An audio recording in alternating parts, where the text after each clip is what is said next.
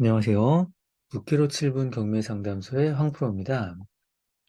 저희가 계속해서 특수물건 위주로 경매 물건을 분석하고 있는데요. 혹시 관심이 있거나 권리 분석이 잘 안 되는 물건이 있다고 하시면 댓글을 남겨주시기 바랍니다. 댓글로 해당 물건 번호를 알려주시면 저희가 한번 분석을 해보고 영상을 올려보도록 하겠습니다. 오늘 가져온 물건은 2022 타경 700345 사건입니다. 수원시 팔달구 인계동에 있는 물건인데요.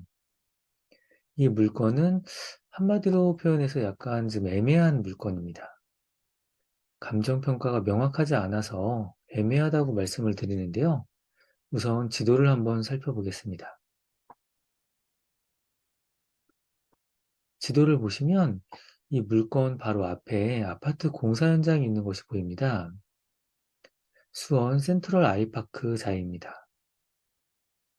현재 세대수가 3,432세대로 지금 입주 중인 아파트인데요. 3,400세대면은 상당히 큰 아파트라고 볼 수 있죠. 교통도 나쁘지는 않습니다. 수원역이 바로 앞에 있는 건 아니지만 버스 운행편이 많아서 버스로 한 17분 정도면 수원역에 갈 수 있다고 하네요. 그리고 자동차로는 15분 정도 걸린다고 합니다. 그리고 매교역은 조금 더 가까운데 차로 10분 정도 걸립니다. 이 정도면 교통은 준수한 편이라고 생각이 되네요. 그럼 물건이 상가니까 상권을 한번 살펴보겠습니다. 유동 인구를 보면 인근 지역보다 유동 인구는 적지 않네요. 그리고 편의점 매출을 한번 볼까요? 인근 지역과 비교해 보면 조금 높은 매출을 보이는 것을 볼 수 있습니다. 한식집도 한번 보면 한식집도 인근 지역보다 약간 높은 매출을 보이고 있습니다. 상권 분석은 현재 가서 해봐야 되겠지만 이렇게 데이터로만 봤을 때도 인근 지역보다 나쁘다고는 볼 수 없을 것 같습니다. 오히려 약간 좋다고 봐도 될 것 같습니다. 그리고 상가 앞에 있는 수원 센트럴 아이파크 자이가 본격적으로 이제 입주해서 사람들이 늘어난다고 하면 상권은 좀 더 좋아질 것이고, 그러면 이 물건의 가치도 같이 올라가겠죠. 등기부 등본을 한번 볼까요?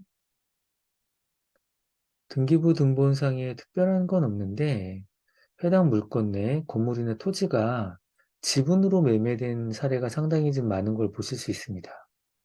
그리고 또 특이사항은 주민번호가 없는 공유자도 많이 있는 상황이 보입니다. 그럼 영상 처음 부분에 말씀드린 것처럼 이 물건이 왜 애매하냐? 이 부분은 경매 정보지를 한번 보시면은 이 밑에 참고사항에 대상 물건의 위치는 106호 및 113호 부분인 것으로 탐문이 되나 위치를 특정할 수 있는 자료가 없어 전체를 평가하고 지분 비율대로 가액을 산정했다. 이렇게 나와 있습니다. 이 말은 무슨 뜻이냐면 해당 물건은 구분 소유적 공유 관계인 것 같은데 현황 조사 자료가 부족해서 위치 특정이 불가능하니까 일반적인 공유 관계처럼 감정평가를 했다는 것입니다. 여기에서 나오는 저희가 얘기하는 구분 소유적 공유 관계가 무슨 뜻이냐면 쉽게 얘기해서 해당 물건을 공유하는데 서로 위치를 특정해서 공유한다는 것입니다. 그러면 이 해당 물건이 정확히 어느 위치에 있는지 확인하고 그 점유물을 감정평가해야 되는데 지금 정확하게 탐문이 되지 않아서 해당 물건 전체를 평가하라고 해당 상가겠죠. 상가 전체를 감정평가하고 소유 지분 비율대로 가액을 산정했다는 말입니다. 이 물건이 구분 소유적 공유 관계가 맞다고 하면 해당 물건을 낙찰받은 이후에 공유물 분할 청구의 소를 제기할 수가 없습니다. 그러면 그리고 자신이 이제 낙찰받은 위치를 점유하게 되는 거죠. 다시 말씀드리면 경매로 낙찰받은 사람이 구분 소유적 공유 관계를 승계하려고 하면 경매 시 감정평가가 구분 소유된 위치를 특정해서 감정평가를 했어야 하는 거죠. 그런데 경매 정보지에 이렇게 참고사항에 이 물건의 위치 특정을 하지 않고 전체를 평가하고 지분 비율을 안분했다 라고 나와 있기 때문에 상당히 애매하다는 겁니다. 해당 물건이 구분 소유인지 아닌지는 사실 낙찰 후에 소송을 해봐야 정확하게 알 수 있겠죠. 그런데 공유자 중에 주민번호가 없는 사람들도 많고, 그래서 이게 소송이 원활하게 진행될 수 있을지도 모르겠습니다. 그리고 매매 사례를 보면 지속적으로 구분 소유적 공유 관계를 바탕으로 매매를 한 것으로 이게 추정이 되거든요.